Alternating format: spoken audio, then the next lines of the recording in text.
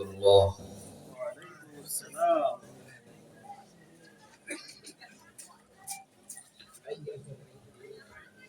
الحمد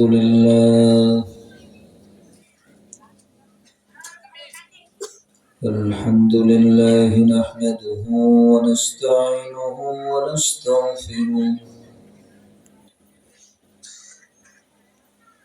ونعوذ بالله من شرور أنفسنا ومن سيئات أعمالنا.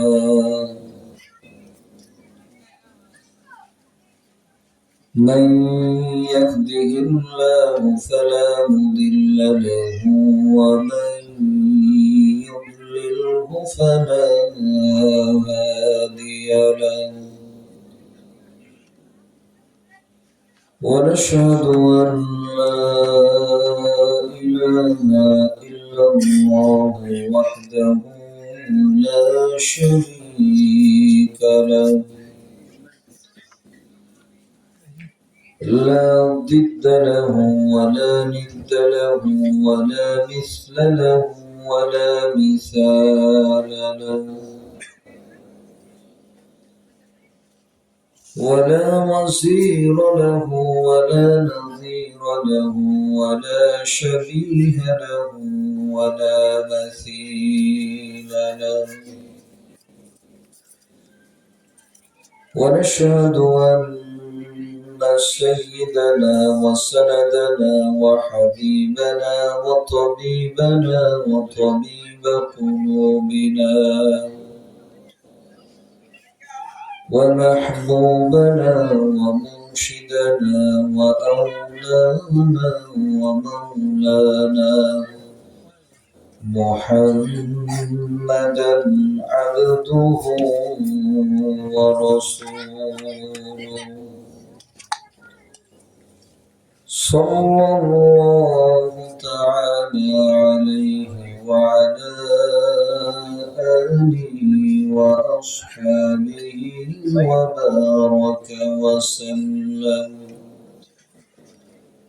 وبارك وسلم تسليما كثيرا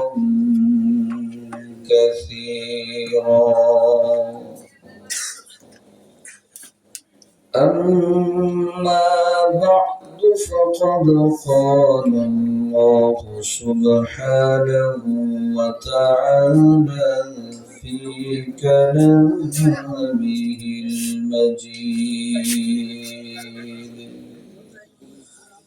بعد أعوذ بالله من الشيطان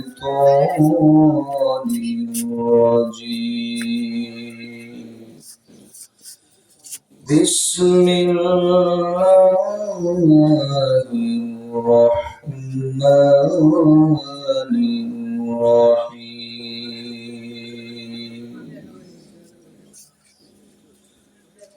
يا أيها الذين آمنوا اذكروا الله ذكرا كثيرا وسبحوه بكرة وأصيلا. وقال النبي صلى الله عليه وسلم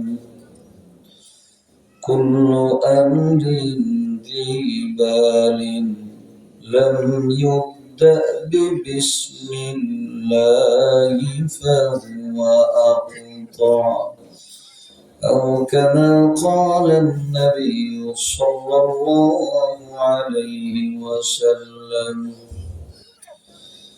سبحانك لا علم لنا إلا ما علمتنا إنك أنت العليم الحكيم.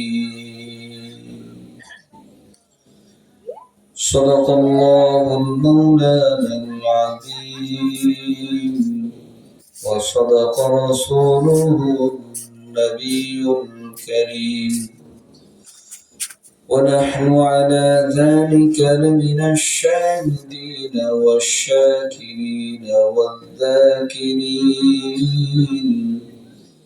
والحمد لله رب العالمين।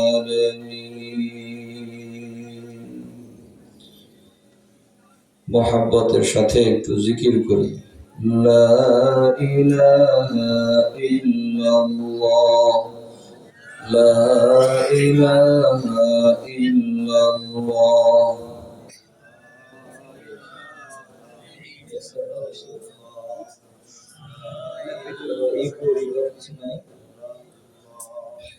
لا إله إلا الله، لا إله إلا الله، لا إله إلا الله، لا إله إلا الله، لا إله إلا الله، لا إله إلا الله، محمد رسول الله।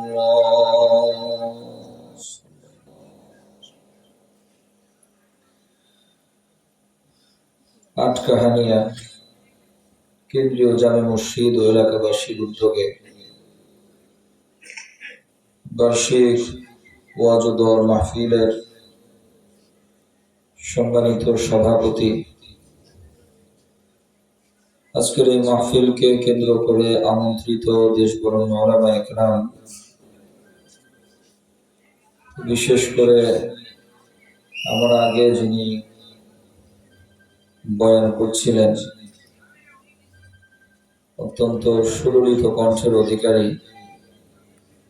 হযরত মাওলানা আশিকুর রহমান চালিগ্রামী, আল্লাহ তাআলা হযরতের হায়াতের মধ্যে বরকত দান করুন, বলেন আমিন। ইলম আমলের মধ্যে বরকত দান করুন, বলেন আমিন। আজকের এই মাহফিলের আরেকজন বিশেষ বক্তা, মুফাসসির কোরআন হাফেজ মাওলানা মুফতি ইউনুস আম্মার সাহেব, হাফিজাহুল্লাহ ওয়া রাআহু, আপনাদের এই এলাকার অত্যন্ত গ্রহণযোগ্য ব্যক্তিত্ব, ইলম এবং আমলে যোগ্যতা সম্পন্ন একজন মানুষ, আপনাদের এই মসজিদের সম্মানিত ইমাম ও খতিব, আল্লাহ রাব্বুল আলামিন হযরতের হায়াতের মধ্যে বরকত দান করুন, বলেন আমিন। দুনিয়া এবং আখিরাতে ইজ্জত আর সম্মানের জিন্দেগি দান করুন, বলেন আমিন।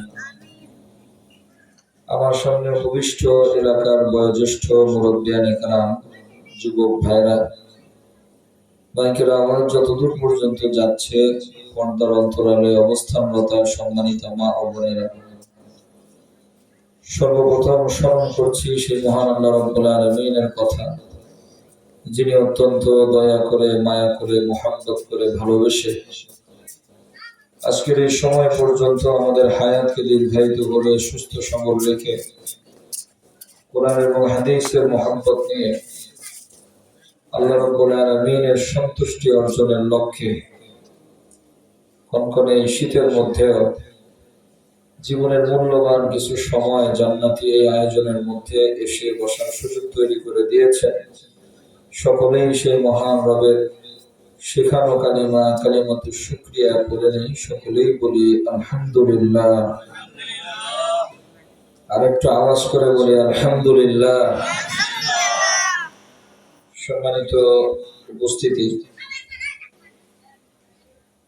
গভীর রাত, বিশেষ করে গ্রামের মানুষ এই সময় গভীর ঘুমে নিমগ্ন থাকে। তারপরেও কথা হলো যে গতকালও আপনাদের এখানে মাহফিল ছিল না, আগামীকালও আপনাদের এখানে মাহফিল থাকবে না।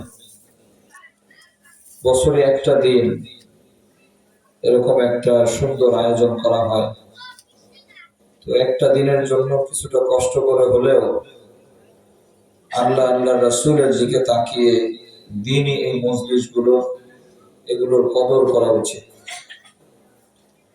আল্লাহ তাআলা এই মজলিসগুলোর গুরুত্ব আমাদেরকে বোঝার তৌফিক দান করুন, বলেন আমিন। আমরা এখন এখানে যে কয়েকজন মানুষ আছি, আপনাদের কাছে জানতে চাই, আমরা এখানে এসেছি দুনিয়ার কোন উদ্দেশ্যে নাকি পরকালের উদ্দেশ্যে? সবাই বলেন, দুনিয়ার উদ্দেশ্যে না পরকালের উদ্দেশ্যে? কাকে রাজি খুশি করার জন্য? আরো আওয়াজ করে বলেন না, কাকে? আল্লাহকে রাজি আর খুশি করার জন্য আমরা এখানে যারা আসছি, আমি আপনাদের কাছে আবেদন করব, রিকোয়েস্ট করব, অনুরোধ করব, বাহির থেকে কেউ আসুক চাই না আসুক, ওটা আমাদের দেখার বিষয় না।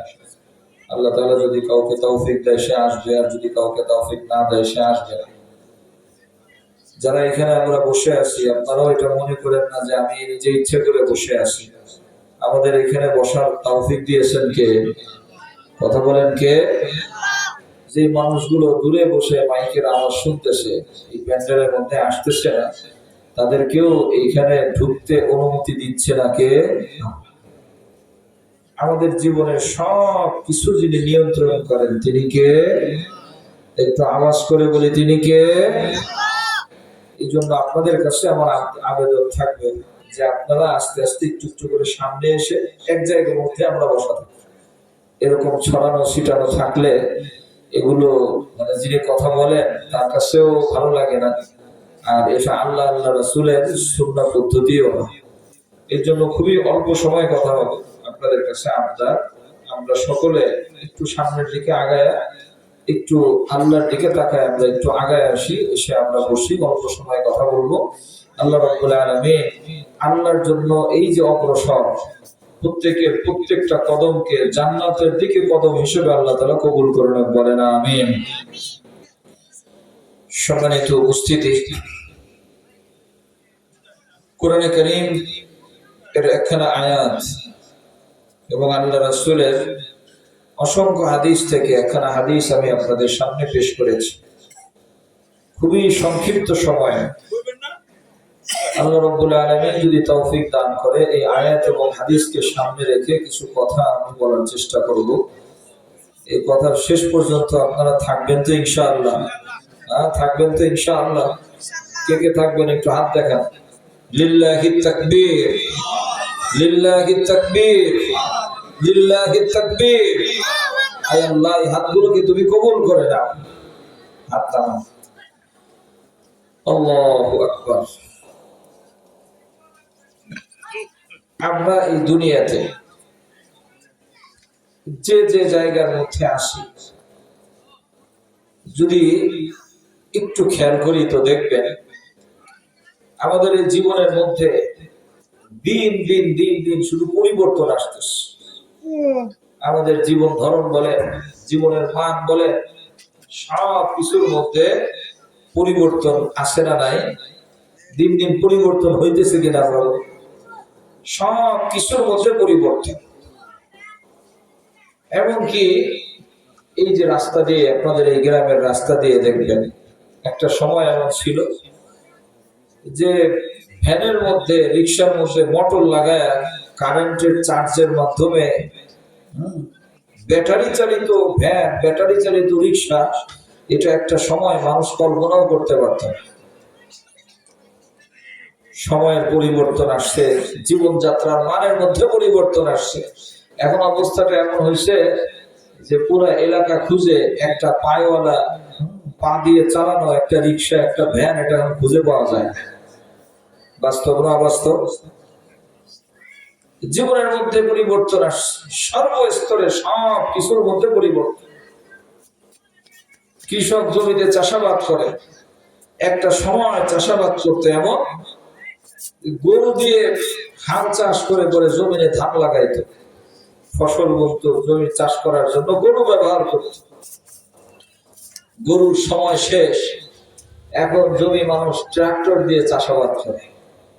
করে কি করে না? পরিবর্তন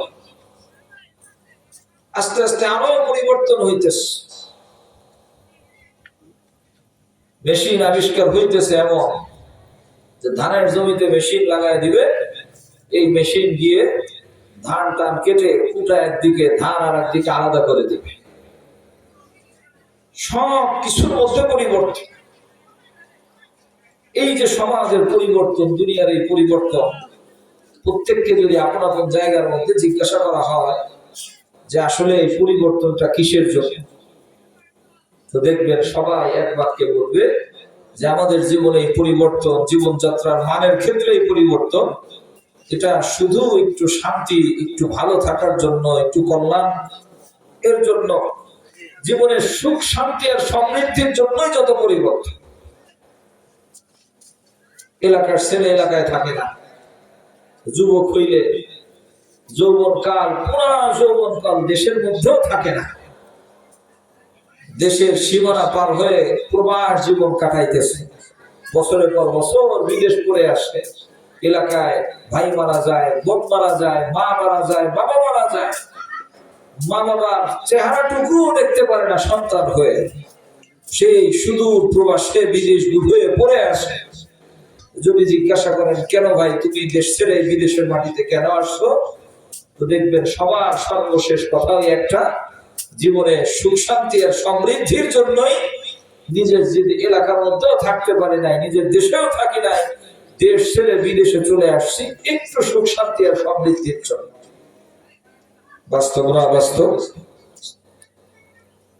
সম্মানিত উপস্থিতি, আপনাদের কাছে জানতে চাই এই সুখ শান্তি কার হাতে? সুখ শান্তি সমৃদ্ধি কার হাতে? আর আওয়াজ করে বলেন না, কার হাতে? সুখ শান্তির মালিক কে? আল্লাহ। দুনিয়ার মুমিন মুসলমান,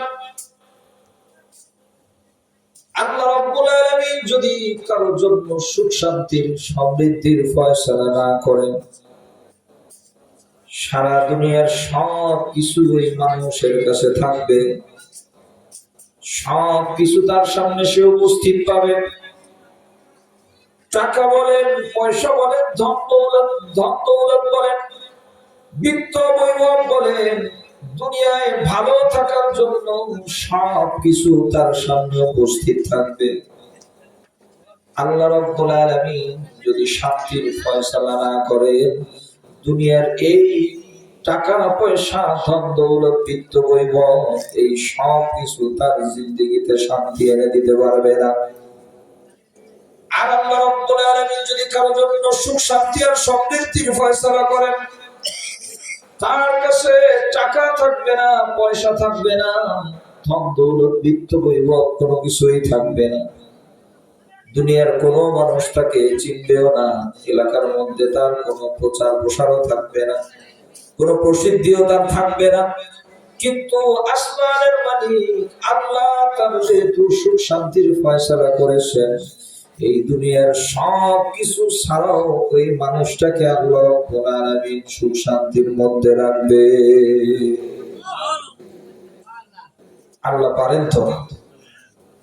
কোনো কিছু ছাড়া যিনি সব কিছু করতে পারেন তিনি কে? আল্লাহ। আল্লাহর কোনো কিছু করতে হইলে আল্লাহর কোনো কিছু লাগে না। আল্লাহ সব কিছু ছাড়া সব কিছু করতে পারে। আমরা এইটা করতে গেলে ওইটা লাগে, এইটা করতে গেলে ওইটা লাগে, কোনো কিছু করতে গেলে কোনো কিছু লাগে, এটা মানুষের স্বভাব, মানুষের অভ্যাস। কিন্তু আল্লাহ তাআলা কোনো কিছু করতে গেলে কোনো কিছুর দরকার হয়। আল্লাহ রাব্বুল আলামিনের শুধু কি দরকার হয়? ইন্নামা আমরুহু ইযা আরাদা শাইআন আন ইয়াকুলা লাহু কুন ফায়াকুন। আল্লাহ রাব্বুল আলামিন এমন শক্তির আধার, আল্লাহ রাব্বুল আলামিন এমন নিজের বলে বলিয়া, আল্লাহ এমন ক্ষমতার অধিকারী। দুনিয়ার মুমিন মুসলমান খুব করে বুঝবে, আল্লাহ রাব্বুল আলামিন যখন কোনো কিছু শুধু ইচ্ছা করবেন, আল্লাহ আমার কেমন ক্ষমতাধর, শুধু ইচ্ছা করবেন। ইযা আরাদা শাইআন আইয়াকুলা লাহু কুন ফায়াকুন। আল্লাহ রাব্বুল আলামিন শুধু বলবেন হয়ে যাও, সাথে সাথে হয়ে যাবে। চিল্লায় বলেন না আল্লাহু আকবার। শুধু বলবে সাথে সাথে হয়ে যাবে। আল্লাহর দ্বারা এটা সম্ভব না অসম্ভব? কথা বলেন, সম্ভব না অসম্ভব? সম্ভব। কোরআনে কারীমের আয়াত যদি কারো বিশ্বাস করতে কষ্ট হয় তো ঈমান থাকবে না। আল্লাহ পারে। আল্লাহ তাআলার কোনো কিছু করার জন্য কিচ্ছু দরকার নেই। আল্লাহ তাআলা যদি কারোর জন্য সুখ শান্তি আর সমৃদ্ধির ফয়সালা করে তো তার কাছে দুনিয়ার কিছু থাকবে না, কিন্তু আল্লাহ তাআলা তারপরও তাকে সুখ শান্তির মধ্যে রাখতে পারে। এই যে দুনিয়ার জিন্দেগির পরিবর্তন আর পরিবর্তন, আপনারাই যদি একটু চিন্তা ফিকির করেন তো বুঝতে পারবেন। একটা সংসারে আমাদের ছোটবেলায় আমরা দেখছি, একটা সংসারে বাবা একা ইনকাম করতেছেন। বাবা এই একা বাবার ইনকামে গোটা সংসার চলছে। একজন পুরুষের ইনকামে সংসার চলেছে। যে পরিমাণ সুখ শান্তি ওই সংসারের মধ্যে ছিল, এখন এক পরিবারে শুধু একজন না, বাবা কামায়, ছেলে কামায়, ছেলের বউ কামায়, মেয়ে কামায়, মেয়ের জামাই কামায়, সবাই মিলে কামাইতেছে। বিশ্বাস করেন, আগের ওই সুখ শান্তি এখন আর বুঝে পাওয়া যায় না। বাস্তব না বাস্তব? দুনিয়ার মুমিন মুসলমান দেখবেন, গ্রাম বাংলার মানুষ আপনারা, আগে একটা হাঁস একটা মুরগি যেই বাড়ির মধ্যে ডিম দিত, একটা হাঁস একটা মুরগি যেই পরিমাণ ডিম দিত, যত লম্বা সময় ধরে ডিম দিত, এখন ওই হাঁস আর ওই মুরগি এখনো আছে, কিন্তু ওই হাঁস আর ওই মুরগি আগের ওই পরিমাণ ডিমও এখন দেয় না। আগে গ্রাম বাংলার জমিনের মধ্যে, পুকুরের মধ্যে, নদীর মধ্যে বলেন, যে পরিমাণ মাছ আল্লাহ রাব্বুল আলামিন দিতে, যে মাছ আগে জমিনের মধ্যে পাওয়া যায়, পুকুরের মধ্যে, সমুদ্রের মধ্যে, নদীর মধ্যে যে পরিমাণ মাছ পাওয়া যাইত, এখন ওই পরিমাণ মাছ পাওয়া যায় না। সেই সব কিছু তো ঠিকই আছে, কিন্তু মাঝখান দিয়ে আমরা সবাই বেবরকতির মধ্যে পড়ে গেছি। বরকত শূন্য জিন্দেগি আমরা যাপন করতেছি, যে জিন্দেগির মধ্যে বরকত নাই, যে জিন্দেগির মধ্যে সুখ নাই, সমৃদ্ধি নাই, পরিবর্তনের আশায় তো সবাই লাফাইতেছি। আমরা কোন জায়গার মধ্যে পরিবর্তন সবাই করতেছি, কিন্তু যে সুখ শান্তির পিছনে ছুটতেছি, বিশ্বাস করেন ওই সুখ শান্তি কিছু আমরা খুঁজে পাইতেছি না। ছুটতেছি সুখ শান্তির পিছনে, কিন্তু পাইতেছি। হাদিস দিয়ে যদি আপনাদেরকে বললে সহজ হবে। মুসলিম শরীফের হাদিস, আল্লাহ রাসূলের সাহাবায়ে কেরামের এক জামাত আল্লাহ রাসূলের কাছে এসেছে, ইয়া রাসূলুল্লাহ, বড় একটা সমস্যা নিয়ে আপনার কাছে এসেছি। আল্লাহ রাসূল বলেন, কি সমস্যা বলো? সাহাবায়ে কেরাম বললেন, ইয়া রাসূলুল্লাহ, নাহনু নাকুলু ওয়া লা নাশবাউ ইয়া রাসূলুল্লাহ। আল্লাহ রাসূল, বড় একটা সমস্যা হলো এই, আমরা খাই দাই পানাহার করি, কিন্তু আল্লাহ রাসূল আমরা তৃপ্ত হই না। কি করি? আল্লাহ রাসূলের কাছে সাহাবায়ে কেরামের এক জামাত আসে, নাহনু নাকুলু ইয়া রাসূলুল্লাহ ওয়া লা নাশবাউ। আল্লাহ রাসূল, খাইতেছি তো কিন্তু তৃপ্ত হইতেছি। খাইলে তো পেট ভরবে, তৃপ্ত হব, খাইতেছি আল্লাহ রাসূল, কিন্তু আল্লাহ রাসূল তৃপ্ত হইতেছি। সম্মানিত এলাকাবাসী, সম্মানিত উপস্থিতি,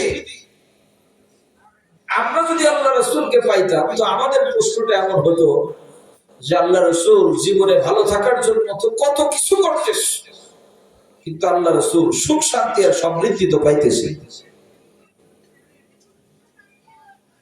জীবনের সবকিছুর মধ্যে পরিবর্তন আল্লাহ আল্লাহ রাসূল।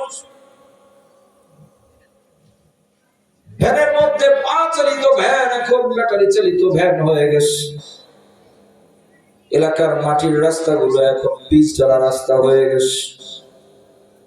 নদীগুলো আগে সাঁকো দিয়ে পার হইতাম আল্লাহর রাসূল, এখন সাঁকো দিয়ে গাড়ি নিয়ে বাড়ি পর্যন্ত আসি আল্লাহর রাসূল। জীবনের সব কিছুর মধ্যে এমন পরিবর্তন, কিন্তু আল্লাহর রাসূল এই সব পরিবর্তনের পরেও সুখ সমৃদ্ধির জায়গা পাইতেছি না। সাহাবায়ে কেরামের এই জামাত এসে আল্লাহর রাসূলকে বললেন, ইয়া রাসূলুল্লাহ নাহনু নাকুলু ওয়া লা নাশবাউ। আল্লাহর রাসূল খাই দাই কিন্তু আমি তৃপ্ত হইতে পারি না। আল্লাহর রাসূল সাহাবায়ে কেরামের ওই জামাতের দিকে তাকাইলেন। দুনিয়ার মুমিন মুসলমান আল্লাহ রাসূলের আল্লাহ রাব্বুল আলামিন এক বিশেষ মুজিজা দিয়েছিলেন। আল্লাহ রাসূলকে আল্লাহ রাব্বুল আলামিন এক বিশেষ যোগ্যতা দিয়েছিলেন। আল্লাহ রাসূল কোন মানুষের চেহারা দেখার পর ওই মানুষের সমস্যাটা কোন জায়গার মধ্যে চেহারা দেখে আল্লাহ রাসূল বলে দিতে, চেহারা দেখে আল্লাহ রাসূল কি করতে পারতেন? বলে দিতে পারতেন। আপনারা কি আমার কথা বুঝতেছেন? বুঝতেছেন? আল্লাহ তাআলা বোঝার তৌফিক দান করুন, বলেন আমিন। আল্লাহ রাসূলের একটা বিশেষ যোগ্যতা ছিল। কেউ এসে যখন আল্লাহ রাসূলকে কোনো কিছু জিজ্ঞাসা করতেন, আল্লাহ রাসূল ওই লোকের রোগ ধরে ফেলতেন যে তার রোগটা কোন জায়গায়, সমস্যা কোন জায়গায়। এজন্য খেয়াল করে দেখবেন, কোন এক লোক আল্লাহ রাসূলের কাছে এসে জিজ্ঞাসা করলেন, আইয়ুল আমালি আফদালু ইয়া রাসূলুল্লাহ। ও আল্লাহর রাসূল, দুনিয়ার মধ্যে আল্লাহ তাআলার কাছে সবথেকে পছন্দের আমল কি? আল্লাহ রাসূল ওই লোকের চেহারার দিকে তাকায় বলে দিলেন, আল ঈমানু বিল্লাহ। আল্লাহর প্রতি ঈমান আনা আল্লাহ তাআলার কাছে সবথেকে বড় আমল। আরেক লোক এসে আল্লাহ রাসূলের কাছে এসে জিজ্ঞাসা করলেন, আইয়ুল আমালি আফদালু ইয়া রাসূলুল্লাহ।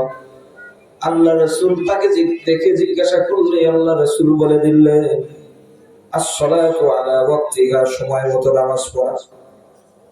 একই প্রশ্ন আরেকজন এসে জিজ্ঞাসা করলে আল্লাহ রাসূল তাকে বললেন, বিররুল ওয়ালিদাইন, মা বাবার খেদমত করো, সবথেকে বড় আমল।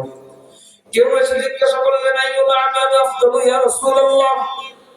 আল্লাহ রাসূল বলে দিলেন, তুকরিউস সালাম আলা মান আরাফতা ওয়া মান তারিফ।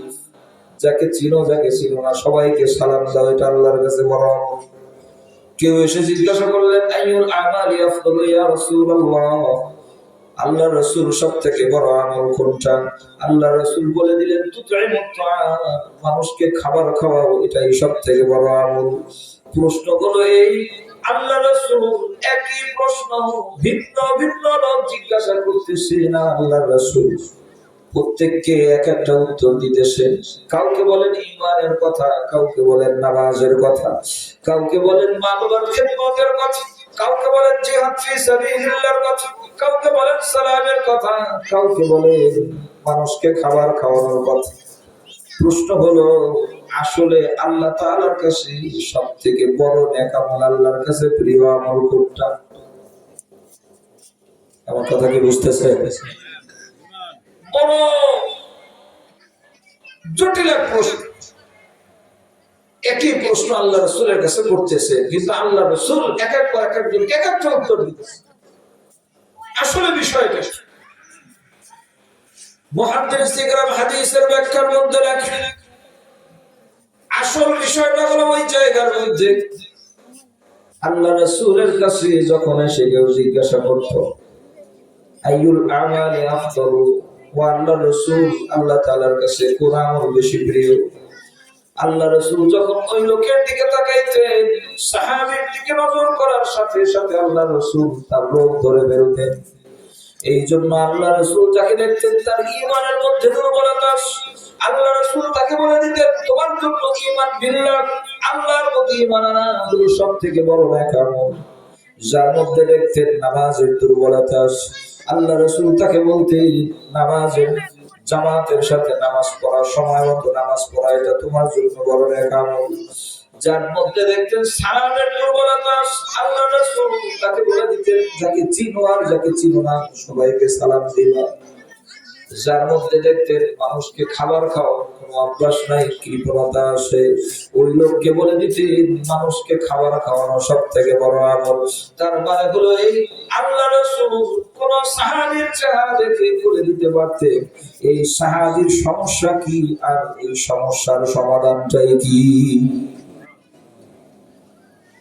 এই সাহাবায়ে কেরামের এই জামাত যখন আল্লাহ রাসূলের কাছে নাহনু নাকুলু ওয়া লা নাশবাউ ইয়া রাসূলুল্লাহ, ও আল্লাহর রাসূল আমরা খাইতেছি কিন্তু তৃপ্ত হইতেছি না।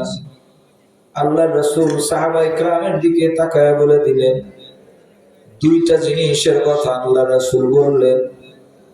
এক নম্বরে আল্লাহর রাসূল সমস্যার কথা বললেন, লাআল্লাকুম তাকুলুনা মুতাফাররিকিন।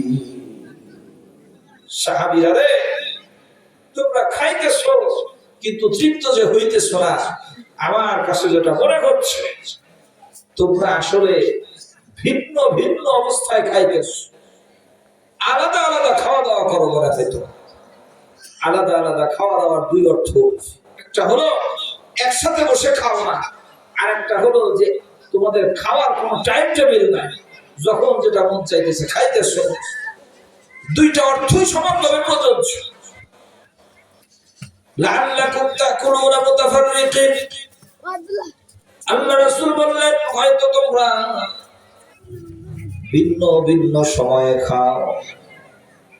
দুনিয়ার মুমিন মুসলমান আপনাদেরকে বলি, আল্লাহ রাসূল আর সাহাবায়ে কেরামের মধ্যে ঘটে যাওয়া প্রত্যেকটা জিনিসের মধ্যে কিয়ামত পর্যন্ত এই উম্মতের জন্য শিক্ষা রয়েছে।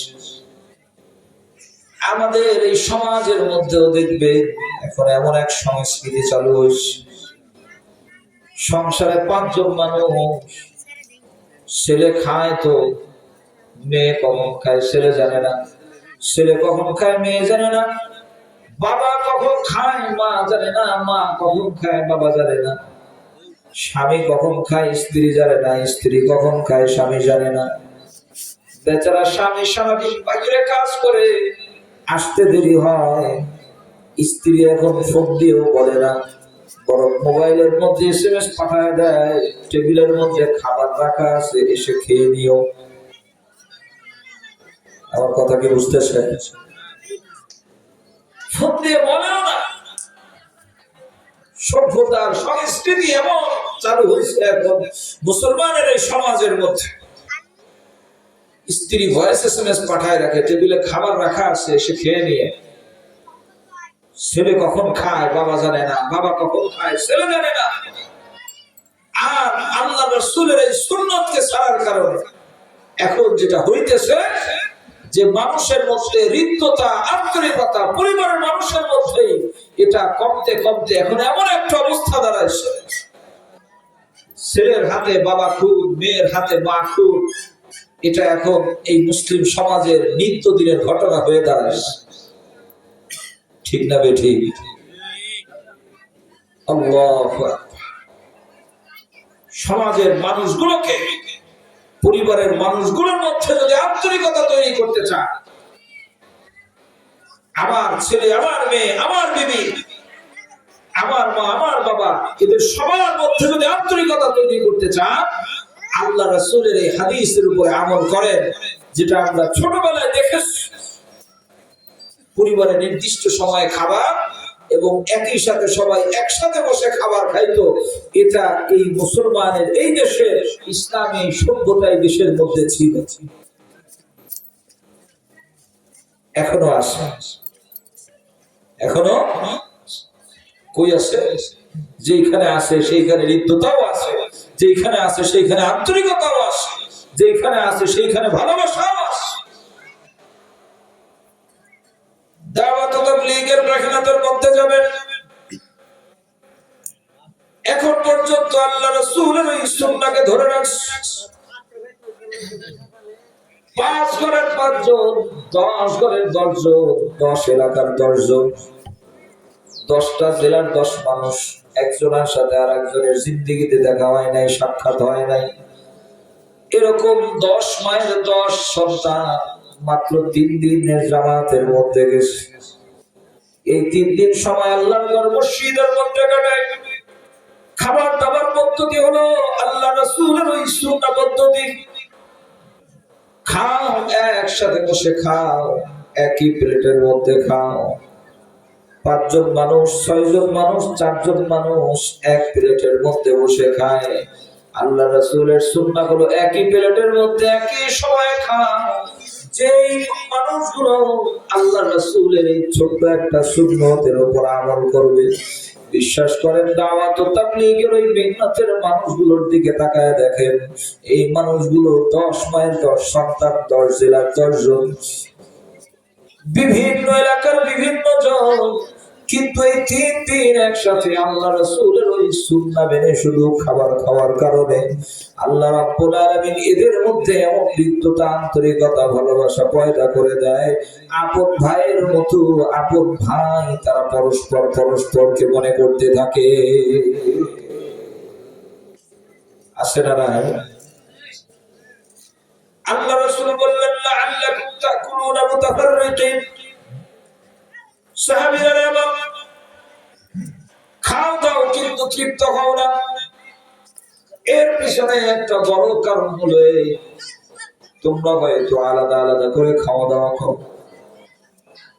ইজতামাউ আলা সুফরাতিকুম, একই দস্তরখানের মধ্যে বসে একসাথে খাবার খাইবা, তো তোমরা খাইবা, আল্লাহ রাব্বুল আলামিন এই খানা দানার মধ্যে তৃপ্ততা দান করে দিবে। এজন্য দেখবেন দাওয়াত ও তাবলীগের এই মেহনতের মধ্যে পুরুষ মানুষ খাবার দাবার রান্না করে, কখনো তরকারির মধ্যে লবণ বেশি তো কখনো কম, কখনো হলুদ বেশি তো কখনো হলুদ কম, কখনো ঝাল বেশি তো কখনো ঝাল কম, কখনো আবার দেখবেন তরকারি পুড়ায় ফেলে। কিন্তু এই খাবারগুলোকে যখন একই দস্তরখানের মধ্যে দিয়ে দেয়, 4-5 জন যখন একই প্লেটের মধ্যে বসে খাওয়া দাওয়া গুলো করে, ওই তরকারির লবণ কম না বেশি, হলুদ কম না বেশি, খাবার পুরানা ভালো, ওইটা থাকে না। এই 4-5 জনে মিলে এমন ভাবে খাবার খায়, বিশ্বাস করেন 5 তারকা হোটেলের খাবারের থেকে আরো বেশি মজা করে ওই খাবারটা গ্রহণ করে। এগুলো কি বাস্তব না অবাস্তব? ওই পুরা তরকারি লবণ কম বেশি তরকারির মধ্যে রহমত, বরকত আর তৃপ্তটা ঢেলে দেন কে? আওয়াজ করে বলেন না কে? আল্লাহ রাসূল বলেন, খাও দাও কিন্তু তৃপ্ত হও না। এর পিছনে এক বড় কারণ হলো তোমরা মনে হয় বিচ্ছিন্ন অবস্থায় খাও, একসাথে বসে তোমরা খাওয়া দাওয়া করো। আপনাদেরকে বলি, এই আটকাহিয়া কেন্দ্রীয় জামে মসজিদের এই মাহফিল থেকে বলি, এই এলাকার মানুষজনের জন্য বলি, আপনাদের জন্য, আপনি একটা পরিবারের প্রধান, আপনার ছেলে আছে, মেয়ে আছে, বিবি আছে, এই গোটা পরিবারের মানুষের মধ্যে যদি আন্তরিকতা পয়দা করতে চান, পরস্পরের মধ্যে হৃদ্যতা, ভালোবাসা যদি আনতে চান, আল্লাহ রাসূলের এই সুন্নাহ পরিবারের মধ্যে কায়েম করেন, আপনার পরিবারের মানুষ পরস্পরের মধ্যে আল্লাহ তাআলা আন্তরিকতার ভালোবাসা দান করে দিবেন। এলাকায় এলাকায় এখন গোটা দেশের চিত্র এটা। এখন ভাইয়ের সাথে ভাইয়ের শত্রুতা যত মারাত্মক, এত মারাত্মক শত্রুতা এই এলাকার মধ্যে কারো মধ্যে কারো নাই। ঠিক না বেঠি? ভাইকে ভাই সহ্যই করতে পারে, নিজের আত্মীয়র সাথে যতটা দূরত্ব ওই এলাকার মধ্যে, এর থেকে বেশি দূরত্ব ওনার আর কারো সাথে নাই। যদি দেখে ভাই রাস্তার এই পাশ থেকে আসতেছে, উনি আসতে সাইড কেটে রাস্তার এই পাশে চলে আসে। এমন 2 ভাই আপনাদের এলাকায় আছে না নাই? আপনি যদি চান, আপনাকে বলছি, আপনি যদি চান যে আমার 2 সন্তানের মধ্যে এরকম দূরত্ব তৈরি না হবে, আমার 2 সন্তানের মধ্যে হৃদ্যতা, আন্তরিকতা, ভালোবাসা পয়দা হবে, তো পরিবারের মধ্যে এই সংস্কৃতি চালু করেন, আল্লাহ রাসূলের এই সুন্নাত চালু করেন যে পরিবারের মানুষ সবাই এক জায়গার মধ্যে বসে, যদি সম্ভব হয় ছেলে মেয়ে একই প্লেটের মধ্যে বসে খাবে, এই সুন্নাহ আপনি কায়েম করেন, বিশ্বাস করেন, দুনিয়াতে আপনি থাকবেন না, কিন্তু আপনার সন্তানদের মধ্যে হৃদ্যতা, আন্তরিকতা, ভালোবাসা আল্লাহ তাআলাই বজায় রাখবে। আল্লাহ রাসূল বললেন, লাআল্লাকুম তাকুলুনা মুতাফাররিকিন, হয়তো তোমরা ভিন্ন ভিন্ন সময় বিক্ষিপ্ত অবস্থায় খাওয়া দাওয়া করো। দুনিয়ার মুমিন মুসলমান এই দুনিয়াতে শান্তিতে থাকার ফর্মুলা আল্লাহ রাসূল আমাদেরকে দিয়েছে। ইহুদি, নাসারা আর বিজাতি যারা আছে, অমুসলিম যারা আছে, ওদের কাছে এগুলো সহ্য হয় না। এই জন্য ওরা মুসলমানদের এই সংস্কৃতি পুরা পাল্টায় দিয়ে, চেঞ্জ করে দিয়ে আমাদেরকে ওদের সংস্কৃতি শেখাতে চায়। বাবা কখন খাবার খায় ছেলে জানে না, ছেলে কখন খাবার খায় মেয়ে জানে না, স্বামী কখন খাবার খায় স্ত্রী জানে না, স্ত্রী কখন খাবার খায় স্বামী জানে না। না না না, এটা কোনো মুসলমানের খাবার গ্রহণ করার চিত্রই হইতে পারে না। মা বোনদেরকে বলি, আল্লাহ রাসূলের এই সুন্নাহর উপরে আমল করেন। কোন হুজুরের কাছে তাবিজের জন্য দৌড়াইতে হবে না। স্বামী আমাকে মহব্বত করে না, স্বামী আমাকে ভালোবাসে না, এই হুজুরের কাছে দৌড়ান তাবিজের জন্য, ওই হুজুরের কাছে দৌড়ান তেল পরার জন্য, আর হুজুরের কাছে দৌড়ান সিনি পরার জন্য। তেল পরা, সিনি পরা, তকবীর কোনো কিছু লাগবে না। আল্লাহর রাসূলের এই সুন্নাহর উপরে আমল করে। স্বামী স্ত্রী একই জায়গার মধ্যে বসে খাবার খান, স্বামী যেই দস্তরখানের মধ্যে বসে খাবার খাবে, আপনি বিবি হই একই জায়গার মধ্যে বসে খাবার খান। সম্ভব যদি হয় স্বামী স্ত্রী একই প্লেটের মধ্যে বসে খাবার খাবে। আল্লাহ রাব্বুল আলামিন স্বামী আর স্ত্রীর মধ্যে এমন মহব্বত আর ভালোবাসা পয়দা করে দিবে। আম্মা জান আয়েশা আর আল্লাহর রাসূলের মধ্যে যেমন ভালোবাসা ছিল, আল্লাহ রাব্বুল আলামিন ঠিক ওই রকমের মহব্বত আপনার মধ্যে আর আপনার স্বামীর মধ্যেও পয়দা করে দিবে। একই সময় একটা পরিবারের মানুষ একই জায়গার মধ্যে বসে খাবার খায়, সম্ভব হইলে ছেলে মেয়ে বাবা সন্তান সবাই মিলে দাওয়াত ও তাবলীগ করে মেহনতের মধ্যে একই প্লেটের মধ্যে বসে খাবার। তা না, শয়তান আমাদের থেকে এগুলোকে দূর করতে করতে আমাদেরকে পশ্চিমা সভ্যতা শিখাইতেছে। এক একজন এক এক সময় খায়, কে কখন খায়, কারো খাবার কোনো টাইম টেবিল নেই। আল্লাহ রাসূল বললেন, ইসতামিউ আলা সুফরাতিকুম, একসাথে খাবার খাইতে বস। আল্লাহ রাসূল দ্বিতীয় ফর্মুলা বলে দিলেন, খাইতেছো কিন্তু তৃপ্ত হইতেছো না। আল্লাহ রাসূল বলে দিলেন, মাযকুরুসমাল্লাহি আলাইহি, সাহাবীরা রে, যখন তোমরা খাবার খাওয়া শুরু করবা, খাবার খাওয়ার শুরুতে তোমরা আল্লাহর নাম নিবা। কার নাম নিবে? একটু আওয়াজ করে বলেন না, কার নাম নিবে? আল্লাহর নাম। তার মানে হলো খাবার যখন খেতে বসবে আল্লাহর নামে তুমি খাবার খাইবা।